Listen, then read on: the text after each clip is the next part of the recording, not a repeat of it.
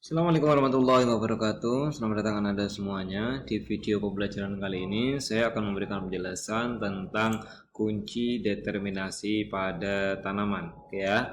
Di video sebelumnya saya sudah menjelaskan tentang kunci determinasi pada hewan. Karena kalau pada tanaman bagaimana?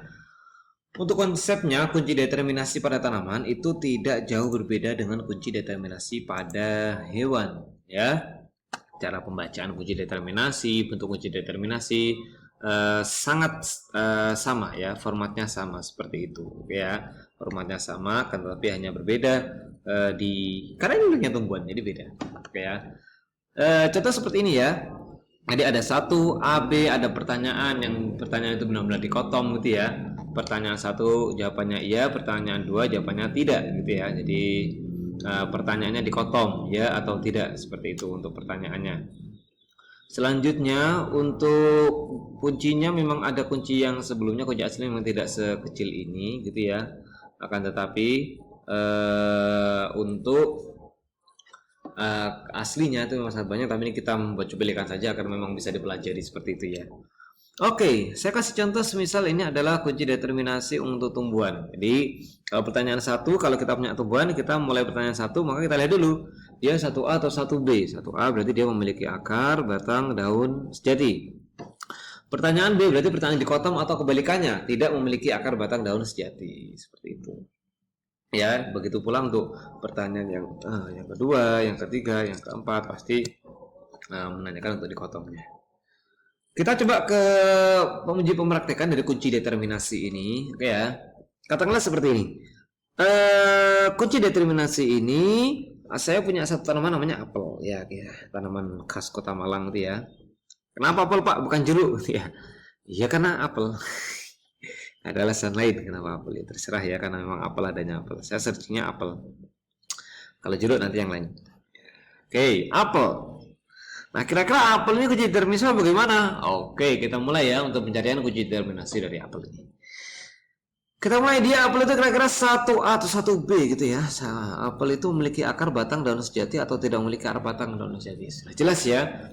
Kelihatan mana akarnya, mana batangnya, mana daunnya. Maka apel itu masuk 1A. Ya, dia masuk 1A. 1A, karena kita memilih 1A, maka dia harus melanjutkan ke nomor 2. Itu kita ke nomor 2. Itu ya. Kita ke nomor 2. Nah, sekarang apel itu 2A atau 2B. Apel itu memiliki bunga atau tidak memiliki bunga. Karena kita tahu kalau apel itu memiliki bunga, ya, pernah lihat bunga apel? Yang mungkin perlu jalan-jalan ya. Di Batu sepertinya ada wisata petik apel gitu ya. Jadi bisa nanti jalannya ke sana tahu ada namanya bunga. Ya, bunganya apel. Jadi apel itu memiliki bunga, so dia itu masuk dalam kunci yang 2A gitu ya. Nah, kunci 2A. Tuh, dia kunci 2A. 2A kemana? Kita lihat kunci 2A, dia ke nomor 3. Oh, berarti kalau karena apel itu tidak memiliki bunga dan dia masuk 2A, dia harus lanjut ke nomor 3. Maka kita lanjutkan ke nomor 3. Nah, apel itu tulang daunnya menyerip atau menjari, atau tulang daunnya melengkung atau sejajar. Nah, ini dua pertanyaan yang berbeda. Di kotak tapi pertanyaan sama-sama berbeda. Nah, apel itu tulang daunnya bagaimana ya? Nah, kalau kita lihat apel itu bentuk daunnya seperti ini gitu ya. Nah, gitu. Jadi seperti ini. Nah, kayak gini, tulang daunnya satu, di tengah terus pinggir-pinggirnya kecil gitu. Nah, ini namanya adalah tulang daun menyirip gitu ya, kayak sirip ikan gitu ya, atau sirip apa gitu ya. Nah, itu namanya menyirip.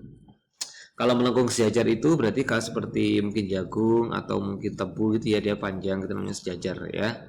Nah, kalau apel itu seperti ini ya, seperti ini ya. Nah, maka dia itu masuk yang menyirip, maka dia adalah 3A. Nah, otomatis apel itu masuk kelompok Dicotyledonea atau dikotil gitu ya. Nah, ini kalau kalian mungkin saat dulu di SD pernah dikasih tahu penjelasan, ada yang namanya tanaman dikotil sama tanaman monokotil. Nah, berarti apel itu masuk tanaman Dicotyledonea atau tanaman dikotil ya. Jadi bijinya itu berkeping dua. Oke, itu ya.